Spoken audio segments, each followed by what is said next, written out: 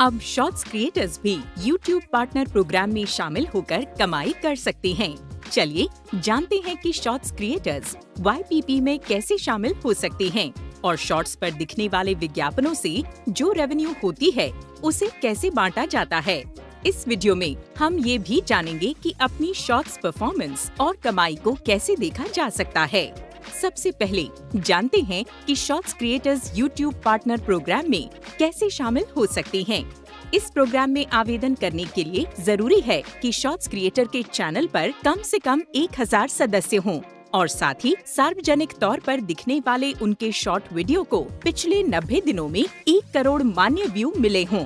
ऐसे क्रिएटर्स भी प्रोग्राम के लिए आवेदन कर सकते हैं जिनके चैनल पर 1000 सदस्य हों और उनके लंबी अवधि वाले सार्वजनिक वीडियो को 4000 घंटों तक देखा जा चुका हो।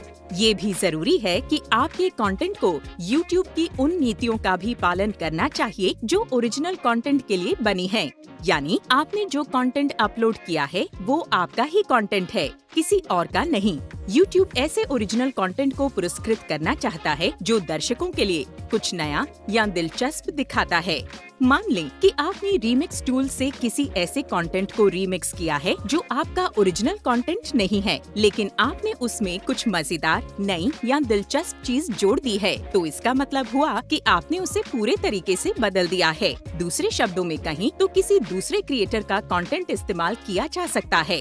तभी जब आपका वीडियो देखकर दर्शकों को ये साफ पता चले कि वह ओरिजिनल वीडियो से काफी अलग है और उसमें एक नयापन है।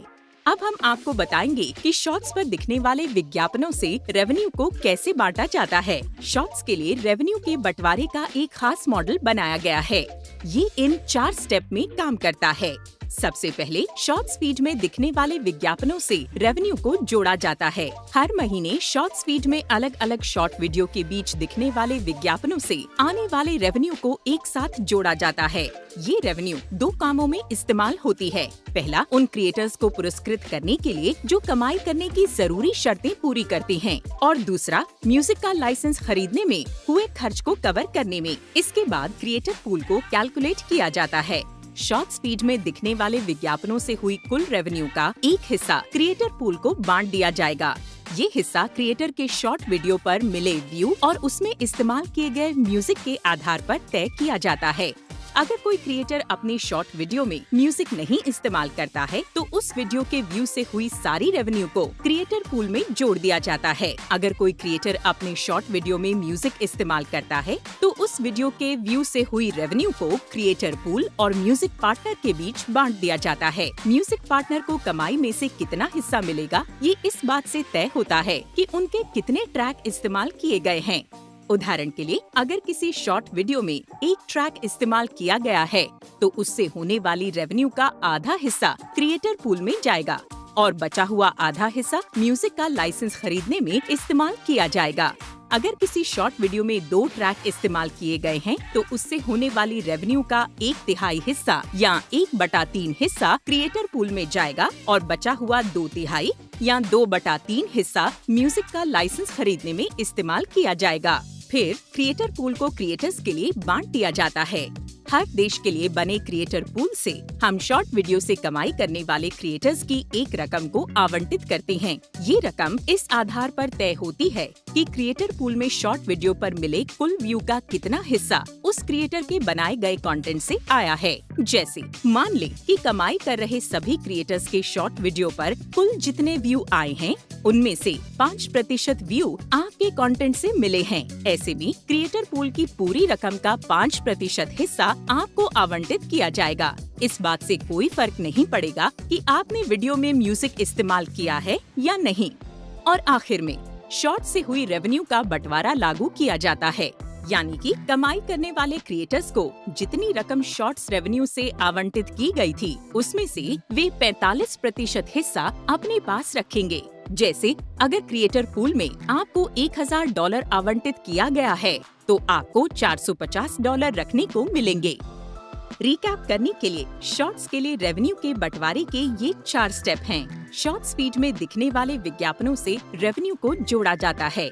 इसके बाद क्रिएटर पूल को कैलकुलेट किया जाता है। फिर क्रिएटर पूल को क्रिएटर्स के लिए बांट दिया जाता है। और आखिर में हर क्रिएटर के लिए शॉर्ट्स से होने वाली रेवेन्यू का बंटवारा लागू होता है, क्योंकि शॉर्ट्स के लिए वैसा वॉच पेज नहीं है जैसा लंबी अवधि वाले वीडियो के लिए होता है। हम रेवेन्यू के बंटवारे के लिए ये मॉडल अपना रहे हैं। इसका फायदा ये होगा कि हम कमाई करने वाले उन क्रिएटर्स को पुरस्कृत कर पाएंगे जो शॉर्ट्स पर लोगों का अनुभव शानदार बनाते हैं। इस मॉडल में इस बात से भी फर्क नहीं पड़ेगा कि उनके वीडियो के बगल में विज्ञापन दिखते हैं या नहीं। इस तरीके का एक और फायदा ये भी है कि क्रिएटर को इस बात की चिंता नहीं करनी पड़ेगी कि उनके वीडियो को कॉपीराइट स्ट्राइक मिल जाएगी या म्यूजिक डालने से कम कमाई होगी। वे आराम से अपनी क्रिएटिविटी दिखाकर अपना लक्ष्य पूरा कर सकते हैं। हम ये देखने के लिए बेसब्री से इंतजार कर रहे हैं कि शॉर्ट्स क्रिएटर्स इस नए रेवेन्यू का इस्तेमाल कैसे करेंगे। चलिए अब ये जान लेते हैं कि शॉर्ट्स से हुई अपनी कमाई और परफॉर्मेंस कैसे देखी जा सकती है। YouTube स्टूडियो एनालिटिक्स के रेवेन्यू टैब में आपको कंटेंट टाइप के आधार पर वीडियो के रोजाना के व्यू और उनसे हुई रेवेन्यू के आंकड़े दिखाए जाएंगे।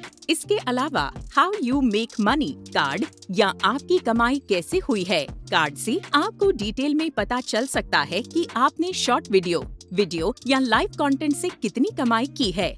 इसके अलावा ये कार्ड आपको डिटेल में दिखाएगा कि आप शॉर्ट वीडियो या लाइव कंटेंट में कैसे कमाई कर रहे हैं। शॉर्ट्स और YouTube पार्टनर प्रोग्राम के बारे में ज्यादा जानने के लिए नीचे डिस्क्रिप्शन में दिए गए लिंक पर जाएं। वीडियो देखने के लिए धन्यवाद।